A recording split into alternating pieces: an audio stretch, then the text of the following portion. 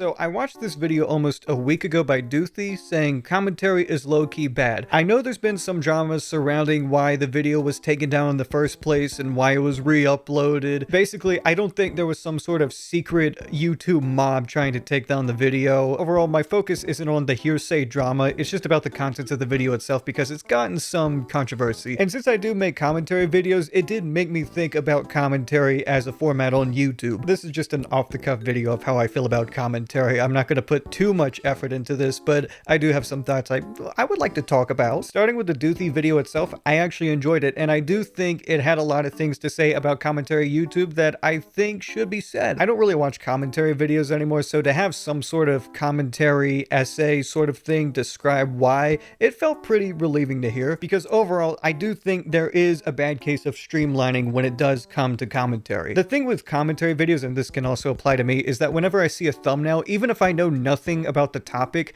I can just look at the thumbnail and think to myself, I have already seen this video. Like, especially people were talking in the comments about Tyler Catastrophe, how every single commentary video person was talking about Tyler Catastrophe. Now, I don't know who Tyler Catastrophe is, but I can look at the thumbnail and I can see that he is like a parasocial stalker obsessed with YouTuber Wilbur Soot. Oh, he's probably really creepy to the YouTuber. That's probably what all of these videos are about. And obviously they go into more depth than that, but that's the surface level of what I'm seeing. And I just don't feel like I'm going to get anything beyond that when I click on a video about Tyler Catastrophe. If I know Tyler Catastrophe as the Wilbur Soot stalker, that's probably all I'm gonna know, and maybe like 5 additional trivia facts about him. Oh, but did you know his favorite cereal is also Fruit Loops? Oh, now you know. But the reason I made this video is because I saw a response that just says, Doothy is a liar. It's like, oh my god, a liar. What a bold statement. And the first 5 minutes were regarding, you know, how the re-upload was handled, how it affected the commentary channels, how Mark lost subscribers because of it. And again, I don't know what that's all about. I don't care.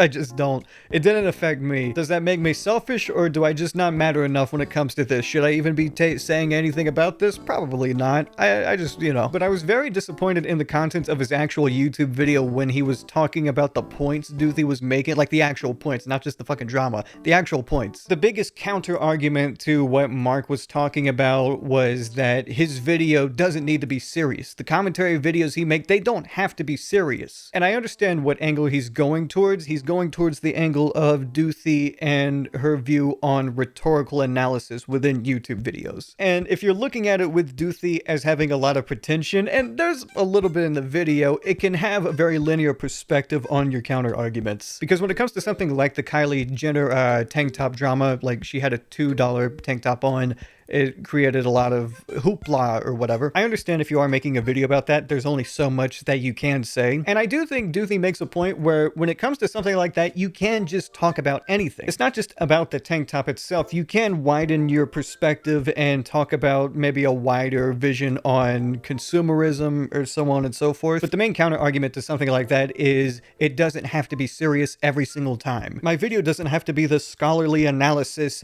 into the so-and-so and the nuances, yada yada. And I understand the lack of academic desire to be put into your YouTube videos. I absolutely understand that. But I don't think it necessarily justifies a YouTube video not being taken seriously. Even if you're not going to be serious in that literal sense where you're taking it seriously. Like, even if you're making jokes about something, it's important to have a lot of material just to make jokes. Like, a lot of these comments are saying, like, commentary videos never promise to be educational. You know, when you're watching a commentary video, you do want to be entertained. And as from a YouTuber, the perspective of making a video entertaining should also be taken just as seriously as making a video seem educational. Because they also say it's like going to see a stand-up comedian and then leaving the show complaining about not learning anything. Commentary videos are like seeing a stand-up comedian, but it's not about complaining that I didn't learn anything. It's about complaining that I didn't experience anything from seeing this commentary video about this thing. And if I'm entertained enough, I'll just talk about it with other people and how much I enjoyed the video. And that's just something I don't do with commentary videos. If I'm going to be entertained by something, I kind of want it in a way where I can just share it with people and share how funny it is, not necessarily getting rage baited or fear mongered or something. Like, I understand there's some videos where if I'm walking into a McDonald's, I shouldn't expect a beef Wellington of a video, but I also shouldn't expect a shitty ass burger either. Like, dude, the last couple times I went to McDonald's, the burger I had was so fucking salty, like legitimately, like saltier than the average McDonald's burger I usually have. And that's what I'm asking with the commentary videos.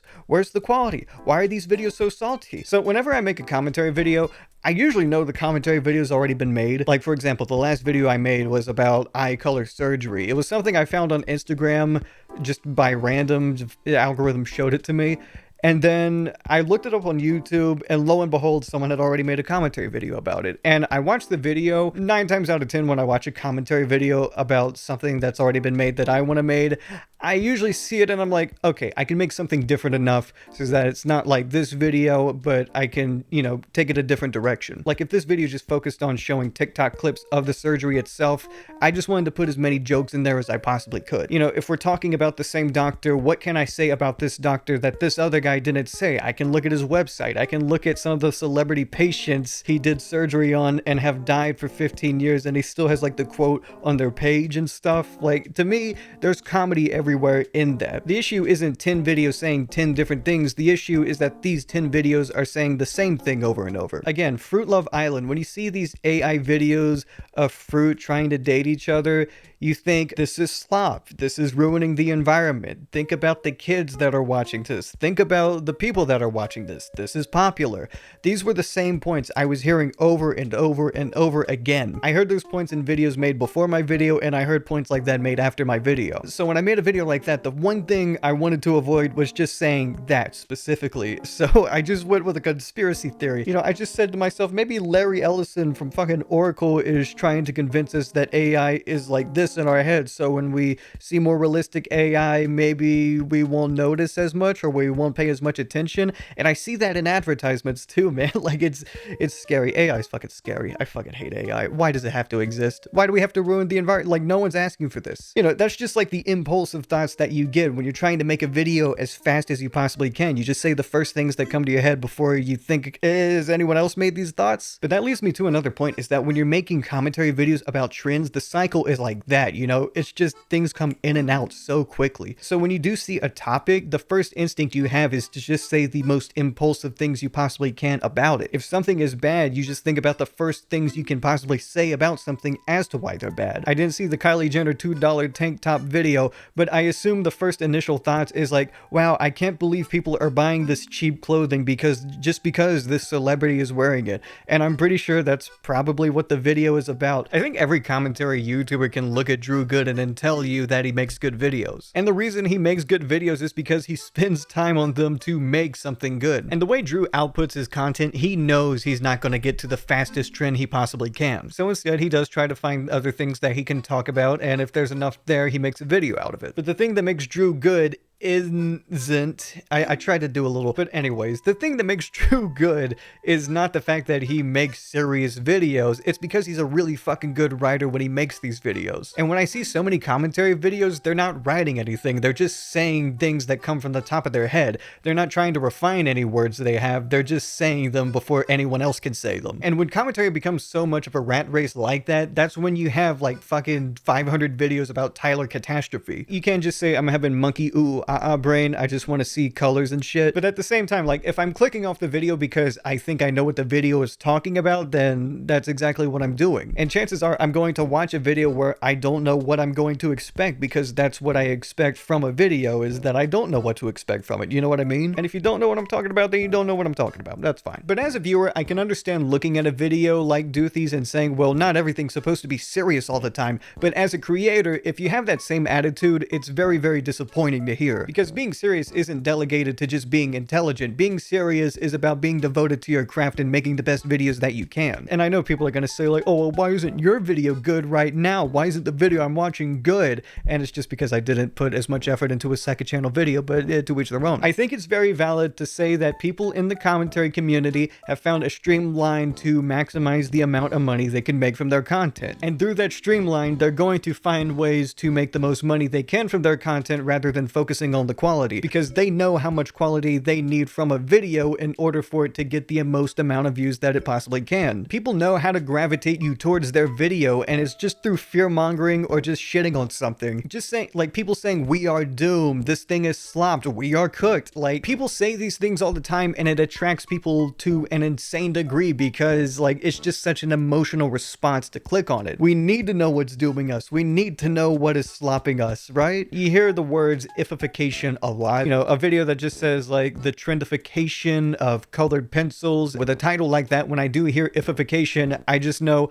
oh, that probably means there's some sort of trend that's becoming watered down or commodified. Basically, it's just a video about how someone's hobby's going into the fucking gutter, right? It's about trying to fire as many synapses in your brain so you can click on the video. And in order to create a video that has a higher quality, it just simply requires more discipline to create. You know, we deem discipline something to be ethically positive because it focuses on our mental in a good way. And honestly, I do think discipline and patience and honing in on some sort of material is something that all YouTubers should strive for, especially in the commentary community. If I watch a video from a trend, obviously I'm watching it because it is a trend, but on top of that, everyone else is making the trend. So what you need to do to put yourself different from everyone else is to just have different material and say something different and say something that you know is going to be different. And that's why I think Doothy's video is doing so well. I don't think any commentary video is going to see that and be envious of it. Of course, I could be wrong, but I don't think that's the case. Doothy is proving by having a different perspective and thinking of something different to talk about to the same people that click on the same videos, you can get a better result out of it. And I like that. And I appreciate that. And I appreciate her video. So yeah, this is just what I had to say about stupid YouTube talk that's going to dissipate eventually and everything's going to go back to being the same. But, you know, I wanted to talk about it. I wanted to say something. Okay, bye.